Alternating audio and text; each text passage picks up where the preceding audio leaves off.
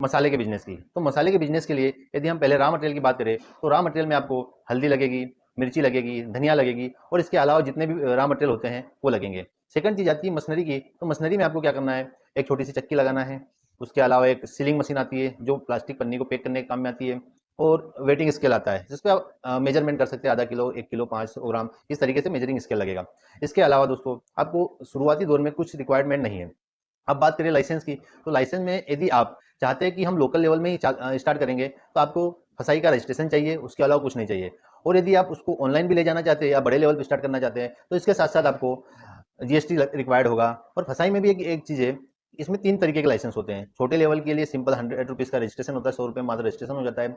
और बड़े लेवल पे जाना है, स्टेट में जाना है तो स्टेट का लाइसेंस होता है, सेंट्रल पर जाना है तो सेंट्रल का लाइसेंस होता है। ये अपने टर्नओवर के बेस डिपेंड करता है।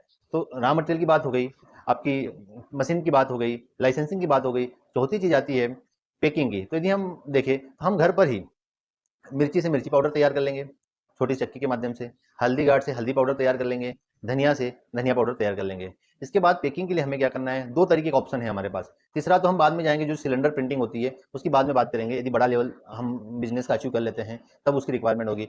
अदरवाइज शुरुआत में हम क्या कर सकते हैं, एक ट्रांसपेरेंट पन्नी आती है, आप आधा किलो और 1 किलोग्राम की ट्रांसपेरेंट पन्नी ले सकते हैं, जिसके आइट साइड से दोनों साइड से दिख जाता है। और एक आती है आपकी वन साइड ट्रांसपेरेंट पन्नी, इसमें आपको क्या करना है, एक साइड दिखेगी, एक साइड से प्रिंटेड होगी।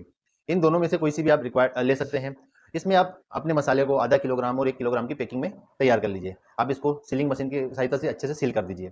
इसके बाद आती है इसकी ब्रांडिंग के लिए। तो ब्रांडिंग के लिए हम क्या कर सकते हैं, आप स्टिकर बनवा लीजिए, छोटे छोटे आपकी पन्नी के साइज के हिसाब से आप स्टिकर बनवा लीजिए, जिस पर आपका कंटेंट लिखा होगा कि मिर्ची पाउडर है, धनिया पाउडर है, हल्दी पाउडर है, और उस पर ब्रांड नेम लिखा होगा, जो भी आप ब्रांड नेम से स्टार्ट करना चाहते हो। तो इस तरीके से हम इसकी पैकिंग कर सकते हैं। हम यदि हम देखें तो यदि बहुत से लोगों को फाइनेंशियल प्रॉब्लम भी आती है, तो गवर्नमेंट क्या कर रही है, आपको 35% की सब्सिडी पर लोन भी प्रोवाइड कर रही है, जिसमें आप मशीनरी आसानी से खरीद सकते हैं दोस्तों।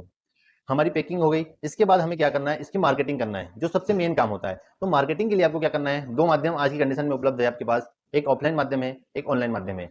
और सबसे पहले हम देखेंगे कहाँ पर डे की खपत सबसे ज्यादा है। तो पहले हम ऑफलाइन माध्यम के थ्रू जाएंगे। तो आप देखिए, रेस्टोरेंट पर डे हजारों लोग खाना खाते हैं, ढाबों पर हजारों लोग खाना खाते हैं, होटल्स में हजारों लोग खाना खाते हैं, बोर्डिंग हाउस में हजारों खाना खाते हैं। तो इन जगह सबसे ज्यादा खपत है। तो सबसे पहले आप टारगेट बनाइए आपके आसपास के ढाबे, होटल्स, रेस्टोरेंट्स, नमकीन कारखाने, जहाँ पर डे की खपत ज़्यादा है।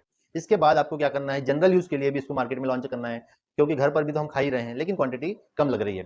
तो आपको क्या करना है, आपके आसपास के जितने भी शहर हैं, वहाँ पर जो होलसेल किराना दुकान है, वहाँ पर पहुँचाना है। जो रिटेलर किराना दुकान वाले हैं, वहाँ पर पहुँचाना है। इन जगहों पर आप अपने माल को पहुँचा सकते हैं।